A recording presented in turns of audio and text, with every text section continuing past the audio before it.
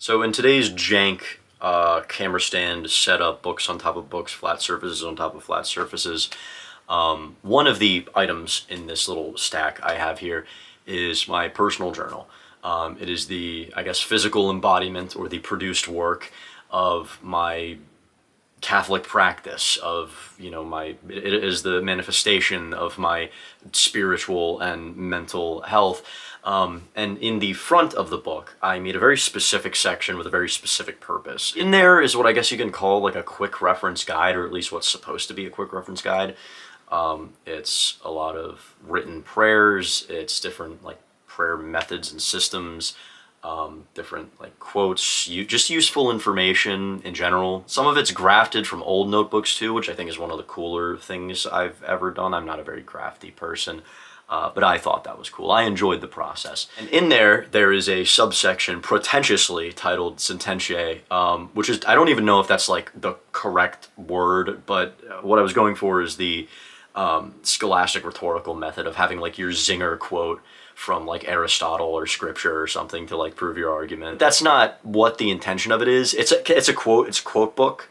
It's quotes. Just quotes from scripture, saints, random things, which is really funny. And so in that part, there's maybe 3 or 4 quotes from Ecclesiastes in the row. I guess that's what I was reading when I started that little subsection. And, I cite them chapter, verse, write it down, blah, blah, blah. Then there's a really interesting one. There's a massive vibe check. The quote itself is something very, very important. A very, very important idea that I think every single person needs to really take to heart and consider for themselves when they're navigating day-to-day life, be it from largely from a social perspective. But socialization influences so many other things, and so it's going to end up impacting, I think, every area of your life realistically. And I got this from the philosophers of Instagram Reel. Okay, it came from a reel. I'm sure somebody else said it before, but it came from a reel. I was like, dang, I'm 14 and that's deep. I'm gonna write that down. But it came from a reel. Okay, I'm a little bit of a doom scroller now. All right, and I'm trying. I like really need to have a healthy relationship with social media, but I'm working on it. Okay, the exact wording, it's a very simple idea. It does not, it means exactly what it says. It is not complicated to figure out. There's not really any navigation necessary, any fleshing out. It is exactly what it sounds like. And that is that real community requires sacrifice. And, thinking of the position that I'm in now in my life, it's like, wow, never has that been more relevant than what I am preparing for in the coming months. So I live in a house with 11 people at my university. It's basically a frat. It's not a frat house, but you can basically call it a frat house, right? It's an organization, and a bunch of people live together. Okay, and they're all college-age males. And so that's basically a frat house. To clarify, we are not crazy people. We do not throw parties or anything like this. We do throw social gatherings, and there is 0 alcohol involved. Great, okay, so basic premise. I am actively living in community. And I'm going into my 2nd year at this place. It's my 3rd year of university. And I'm going to be living in this house again next year, which is imminent. I move back in like 2 weeks. I'm at home right now, by the way. I'm at home where I live in my home state, which I'm not going to reveal. But yeah, I go back, 3 hours north, out of state, to my college soon. So 3rd year of college, 2nd year living in this community. And over the past few months, I guess the real weight and responsibility of that has kind of kicked in a little bit. This past school year, if I can be honest, was one of the worst years of my entire life. There's a lot of factors that play into that, but I think a very significant one was a sort of maladjustment to the community life that I was trying to live. A lot of the time when I step into something new, the sort of like deeply perfectionistic tendencies kind of arise, and I spend a very long time trying to find my footing and not exactly capitalizing on the unique situations I find myself in life. And there's a lot of examples of this in just the past 2 years alone in, being in college, right? I didn't exactly go head first into anything. I was very, very, very low low commitment, and just kind of like to take things very slowly, And yeah, there is a lot of that is genuinely prudent. Not putting too much on your plate, and whatever else. Just being smart about how you go about things. But I think this was an area where, for how great I thought I was going to do, and how committed I was going in, it just crumbled, and it crumbled so fast, right? And we can talk about, and maybe environmental things. I think that the balance of the people that were living in this community was just weird. It was just a culture that I didn't exactly fit in at, and that's okay, right? That's not anybody's fault. That's not my fault. That's not their fault, right? There's only so much you can do. There's only so much interfacing that can be effectively done with, this or that group of people, and the individuals that compose the group, and just what that creates within a given community, like psychoculturally. I'm just kind of saying words right now, but you get what I mean, right? It's just hard. It's hard to socialize with people, and if there's a very specific sort of dominant culture or type of person in a group that you just naturally don't do well with, then it's whatever, right? It's not to say I was completely miserable. I made a lot of good friends. I grew very close with people. My mind was open to a lot of different things. I do think that how I think about the world as a whole was positively developed during that time. I think that my own sort of maybe unnuanced or I guess sort of self-reliant views were, I won't say challenged, but I guess shaped a little more refined, I'm getting way off topic. All of that's to say is that I did not fully commit to community, and I can be honest with myself, and I can also say I wasn't the healthiest at the time, right? My physical and mental health was going downward, and these things are symbiotic, right? It's socially you're not doing well, this you're not doing well, this you're not doing well, this you're not doing well, this you're not doing well.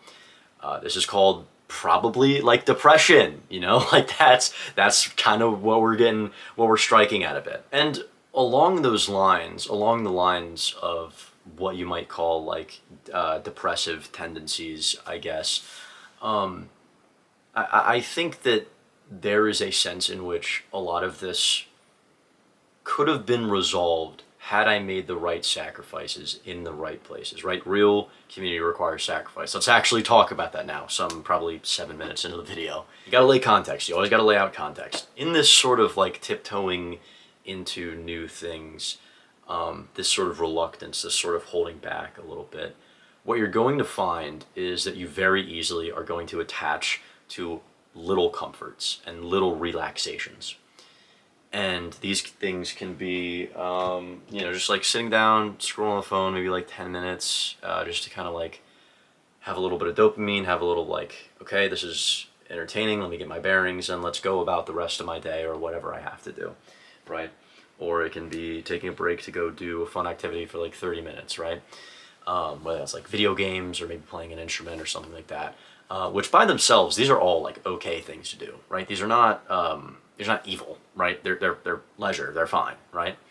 But the real issue comes up, when you're in these new environments and you have those sort of, again, micro relaxations, and then they just become habitual, right? Like really habitual, like really, really habitual. In the context of community, a lot of this looks like that sort of just alone time, that downtime.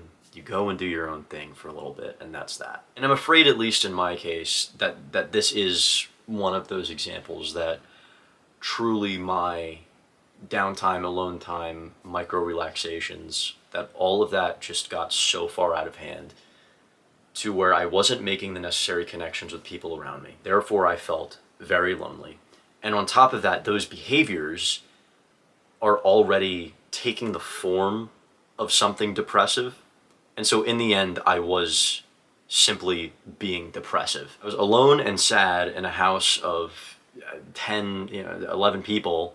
And that's just never something that should really happen in such an environment. But again, I had valued my peace so much that I just wasn't engaging and interfacing with the world and with my very real, concrete, face-to-face community. I wasn't doing that to its proper and fullest extent. And I think here is a pretty good spot where you can kind of connect this to the sort of theory or the idea of taking up maximal responsibility as a, like, to combat, like, depression, right? Now, saying that that's the sole thing to do would be odd. Like, okay, take industrial complex, just demanded that one. But there is, I think, a legitimate truth to that, where, like, the only solution to your inaction simply is action. Because there is, I think, a legitimately self-centered sort of aspect to depression. Some people, not all, clinical depression is terrible, bipolar depression is terrible. These are genuine, severe illnesses, and people need the proper psychological and psychiatric treatments for it. Some people who go through depressive episodes, I'm trying to maximally nuance here, okay? It can stem from a self-centered thing. I say this because it was me. I did that, right? I was living in community and not putting the conscious effort toward actually building that community. And instead, half the time, okay, I would go to class and then would come back to the house at, like, noon or something. And I would sit on my phone for like an hour and then make myself lunch and then go do something else and then blah, blah, blah. And I was like, where am I having studying sessions with the guys I'm living with? Where am I, like, checking in with these people? Where am I just asking them to go for a walk so we can chit chat? Where am I asking these people to go and have a meal, right? Where am I just sitting on the couch and talking to these guys? I spent so much time just cloistered and alone and trying to do my own thing because I thought it was healthy or relaxing or just taking care of myself. And it just amassed and boiled up into this monster of inaction. I could barely cook myself meals. I could barely get exercise. I could barely talk to the people that I lived with who I didn't already have existing relationships with. And it's bad. It's so terrible for you. And this is where real community requires sacrifice. Going into this next year of this housing situation, if I am going to be intentional about this community, which it is a community, I do want to clarify the explicit purpose of this is a community, okay? It is to build a community. If I am going to maximize this opportunity and not be depressed, I need to be able to self-deny and just put stuff away and put away every little psychological barrier, be it, again, over-attachment to comfort and the micro-relaxations and all of that, right? Whether it be the awkwardness of trying to get to know someone better by, engaging with them in different activities or simply having conversations or what have you. Whether it be getting over the awkwardness of emotional vulnerability with people. Whether it be, going through the awkwardness of inviting people in to those things that you do for your micro relaxations, your hobbies, your alone time, so on, right? In the sense of collaboration. I think collaboration is something that at this point in my life, I am desperately in need of because I'm trying to pursue so many different little things, right? Different artistic, I guess, in quotation marks. I wouldn't call myself an artist, but in quotation marks, vaguely artistic things. Trying to pursue different personal goals, different professional goals, these things. It kind of hit me today, literally today. I've had this topic prepared for a while and I've been thinking about it for a while, obviously, but literally hit me today. How much I want to collaborate with other people, right? On a number of different things. Videos first and foremost, right? I think that part of the reason why I can't seem to get a significant project out outside of a school assignment is because I'm not really, like, engaging with another I'm almost too embarrassed to really share those like extensive projects and try to get people's help on them. There's 3-4 different things that I could really work hard at and make a video out of and put it on the other channel that I have. And I just don't do that. And I think that like a degree of creative collaboration is kind of necessary, or not even, it doesn't have to be collaboration, it just has to be talking about it with someone else who is oriented towards a similar, but maybe separate thing, right? One of my friends, one of the guys I live with, is like doing a lot of fixer-upper stuff with like boat engines, and he programs an app on his free time, right? And I'd be like, dang, I would love to sit down for 3 hours and work in the same room as this guy. Maybe not necessarily doing the same thing, because I'm working on some video script or something or other. Maybe I'm editing and he's off doing his programming or whatever, his vibe coding. He vibe codes. He vibe codes like a life efficiency app, right? It's literally, it's like budgeting, it's everything, okay? He vibe codes it. He vibe codes it with AI, all right? But like just to sit in a room for a couple hours with him and do that, like that would be such a profoundly productive activity. There's some guy I know who makes videos of his own. We could actually collaborate on making a video. We could go and do something else entirely. We could just simply be working in the same room again, right? A lot of the time I've totally refused these things, and I view them as foreign, because I think that any video project or any media related project that I do has to be kind of its own microcosm. It has to be just me, or maybe not even that. Maybe it's just, again, I'm kind of afraid of sharing and being really vulnerable with it. But I think that's, again, that fear is something to utterly crush and stomp out. And so, again, bigger picture of community, right? All of those fears, or all of those over-attachments, I should say. Primarily, first and foremost, attachment to, like, my own comfort, right? In a number of different areas. Again, in the ways that might trend, like, antisocial, where I don't want to, like, talk to people, because I'm like, you know, that takes a lot of, you know, wrong, cracker, wrong, idiot. You should talk to people. It's just, I know I'm just rambling and I'm all over the place, and this is an extremely incoherent video. And one, I'm sorry, but two, I think that everything that I need to say has been said, and you can piece it all together and kind of get where my mind is at. Real community requires sacrifice. You need to be able to look at yourself and say, no, I'm not going to do XYZ fear that's going to make me cower away, and then I'm not going to do what I need to. No. Because you do not matter. Okay, at least not that much. You matter a lot, okay? I'm kidding. You matter a lot. But do you matter so much that in taking things easy and in sort of protecting your peace and in staying comfortable, do you think you matter so much to where you're just going to do all of that stuff instead of seeing what's in front of you, which is the beauty and the love and the goodness of another human being, of a group of human beings, right? Because for one, I think people are fascinating, and I'm a moron for not actually ever acting on that, for not actually wanting to get to know other people. I am fascinated by others, and maybe I'm not the best listener sometimes. Okay, I get that, right? But when I'm really invested in someone, I am going to lock in and engage and value my time spent physically, you know, face to face with them. And that is an invaluable thing. So who am I, prick, that I'm just gonna cower away all on my lonesome and not take up any responsibilities for myself or for other people, and I'm just gonna be alone, doing my own thing and being alone, right? That's stupid.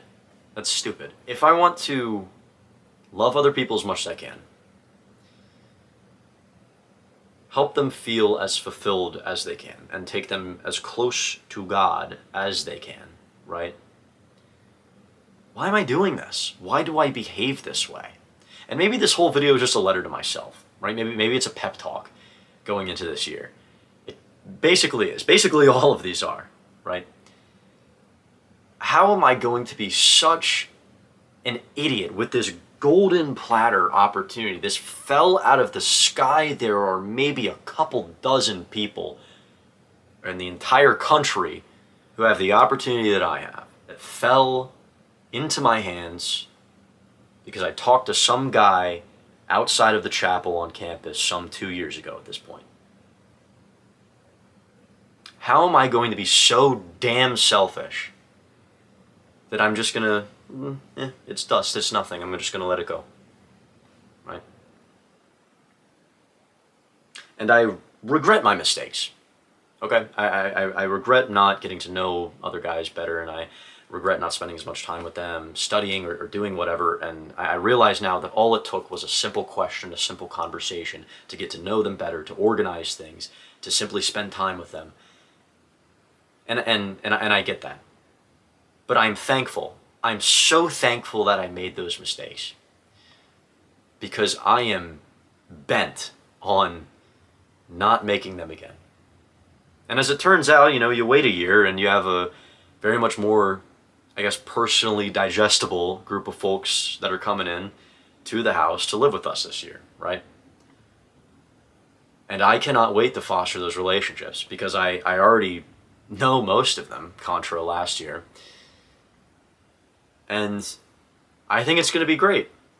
I think it's going to be great. I value them. I have a thing with seniority too. Like, I don't consider myself a leader necessarily, but I do better in positions of seniority and guiding others.